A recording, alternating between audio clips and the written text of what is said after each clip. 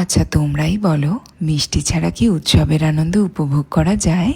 তাই এই ফেস্টিভ সিজনে আমি বানিয়ে ফেলেছি গণেশের সুজি এবং ময়দা দিয়ে মালপোয়া, যেটা পরিবেশন করব ঠান্ডা রাবড়ির সাথে। একটা মিক্সিং বলে নিয়েছি হাফ কাপ গণেশের সুজি এবং তার সাথে দিলাম হাফ কাপ দুধ। 10 মিনিট সুজিটাকে ভিজিয়ে রাখার পরে হাফ কাপ চিনি দিয়ে ভালোভাবে মেশাতে হবে। এবার এই মিশ্রণে দিলাম 1 কাপ গণেশের ময়দা। প্রিজারভেটিভস এবং অ্যাডিটিভস ছাড়া গণেশের এই প্রোডাক্টগুলো খুবই খাঁটি আর মিষ্টি তৈরির জন্য একদম পারফেক্ট। 1.5 কাপের মতো উষ্ণ গরম জল মিশিয়ে একটা ঘন ব্যাটার তৈরি করে আধ ঘন্টা রেস্ট করার পরে নুন, সামান্য একটু বেকিং সোডা, মৌরি এবং ঘি মিশিয়ে নিতে হবে। মালপোয়া ভাজার আগে ব্যাটারটা কিন্তু খুব ভালোভাবে ফেটিয়ে নিতে হবে। কড়াই সাদা তেল গরম করে 1 হাতা করে ব্যাটার আস্তে আস্তে ঢেলে দিতে হবে।